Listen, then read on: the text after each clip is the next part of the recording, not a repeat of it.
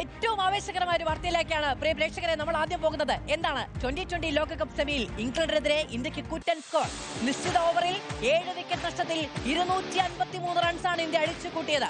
42 പന്തിൽ നിന്ന് 89 റൺസുമായി തകർത്തടിച്ച സഞ്ജു സാംസൺ തന്നെയായിരുന്നു സെമിയിലും ഇന്ത്യൻ ബാറ്റിംഗ് നിരയുടെ നട്ടല്ലായത്. ശിവം ദുബെ 43 റൺസ് എടുത്തു. മറുപടി ബാറ്റിംഗ് തുടങ്ങിയ ഇംഗ്ലണ്ടിന് 3 വിക്കറ്റ് നഷ്ടമായി. വിവരങ്ങളുമായി ജയേഷ് പൂക്കോട്ടൂർ ചേരുകയാണ്. ജയേഷ്, ആ സ്കോർ ബോർഡിനപ്പുറത്തേക്ക് സഞ്ജുവിന്റെ റണ്ണിലേക്കാണ് ഇന്ന് കേരളം മുഴുവനും കണ്ണുനട്ടുന്നത്. നമുക്ക് മുന്നോട്ട് പോകാനുള്ള ഊർജം ഒക്കെ നൽകുന്ന രീതിയിലുള്ള പ്രകടനം മുഴുവനും ഇന്ത്യൻ ടീമിന്റെ ഭാഗത്തുനിന്ന് ഉണ്ടാകുന്നു. മാത്രമല്ല 3 വിക്കറ്റ് പിഴുതിരിക്കുന്നു ഇതിനിടയിൽ. അത് തീർച്ചയായിട്ടും മലയാളത്തിന്റെ സഞ്ജു സാംസൺ, നമ്മുടെ സഞ്ജു സാംസൺ 147 കോടി ജനങ്ങളുടെ പ്രതീക്ഷയാവുകയാണ്. രാജ്യത്തിന്റെ പതാകവാഹകനാകുകയാണ് ഈ 2020 ലോകകപ്പിൽ. ഈഡൻ ഗാർഡൻസിലേത് സമാനമായി ഈ മുംബൈ വാങ്കഡയിലേക്ക് വരുമ്പോഴും സഞ്ജു സാംസൺ തന്നെയാണ് ഏവരുടെയും ശ്രദ്ധാകേന്ദ്രം. ആ പ്രതീക്ഷകളെല്ലാം അക്ഷരാർത്ഥത്തിൽ നിറവേറ്റിക്കൊണ്ട് തന്നെയാണ് സഞ്ജു ഒരു വെടിക്കെട്ട് ഇന്നിംഗ്സ് മുംബൈ വാങ്കഡെ സ്റ്റേഡിയത്തിൽ കാഴ്ചവെച്ചത്. 42 പന്തിൽ 8 ബൗണ്ടറിയും 7 സിക്സറും സഹിതം 89 റൺസ് അടുത്താണ് സഞ്ജു പുറത്തായത്. സഞ്ജുവിന്റെ ഈ ഒരു 89 റൺസിന്റെ മികവിൽ T20 ലോകകപ്പിലെ 4ാമത്തെ മികച്ച ടോട്ടലും ഇന്ത്യ സ്വന്തമാക്കി. നേരത്തെ സിംബാബ്വെക്കെതിരെ ഈ ലോകകപ്പിൽ തന്നെ നേടിയ സ്കോറിന് ഏകദേശം അടുത്തുന്ന പ്രകടനം തന്നെയാണ് ഇന്ത്യ നടത്തിയത്. അങ്ങനെ 254 റൺസിന്റെ ഒരു കുറ്റൻ വിജയലക്ഷ്യം തന്നെയാണ് ഇന്ത്യ ഇംഗ്ലണ്ടിന് മുന്നിൽ വെച്ചത്.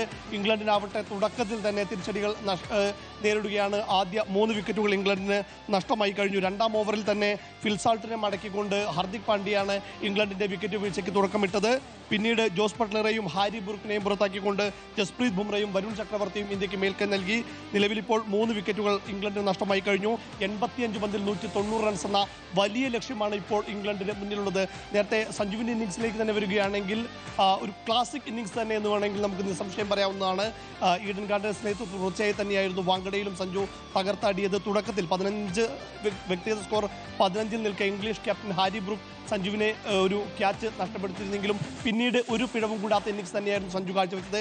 ഒരു ഘട്ടത്തിൽ സെഞ്ചുറിയിലേക്ക് കുതിച്ചിരുന്ന സഞ്ജു 89 റൺസിന് പുറത്താവുകയായിരുന്നു. എന്നിരുന്നാലും മികച്ച ഒരു ഇന്നിംഗ്സ് തന്നെയാണ് സഞ്ജു കാഴ്ചവെച്ചത്. മാത്രമല്ല ലോകകപ്പിന്റെ നോക്കൌട്ട് ഘട്ടത്തിൽ ഏറ്റവും മികച്ച ഇൻഡിവിജ്വൽ ടോട്ടൽ എന്നുള്ള റെക്കോർഡിന് 89 റൺസ് തന്നെ വിരാട് കോഹ്ലിയും സ്വന്തമാക്കിയിട്ടുണ്ട്. ആ റെക്കോർഡിനൊപ്പം എത്തി ഒരു ലോകകപ്പിൽ ഏറ്റവും ഉയർന്ന സ്കോർ നേടുന്ന വിക്കറ്റ് കീപ്പർ എന്ന നേട്ടത്തിലേക്കും സഞ്ജു എത്തി. ഒപ്പം തന്നെ ലോകകപ്പിൽ സിക്സർ നേടുന്ന താരമെന്നുള്ള രോഹിത് ശർമ്മയുടെ ഒപ്പവും സഞ്ജു എത്തി. വെറും 4 മത്സരമാണ് സഞ്ജു ലോകകപ്പിൽ കളിച്ചത് എന്നുകൂടി ഓർക്കണം. ശരി, ജയേഷ് പൂക്കോട്ടൂരാണ് വിവരങ്ങൾ നൽകിയത്. എത്ര അഭിമാനകരമായ നേട്ടങ്ങളാണ് എണ്ണി പറയുന്നത് എന്ന് ഓർക്കണം നമ്മുടെ സഞ്ജുവിനെ കുറിച്ച് എന്നതാണ്. എന്തായാലും ഫൈനൽ ടിക്കറ്റ് ഉറപ്പിച്ച് മുന്നോട്ട് പോകാൻ കഴിയട്ടെ ടീം ഇന്ത്യക്ക്.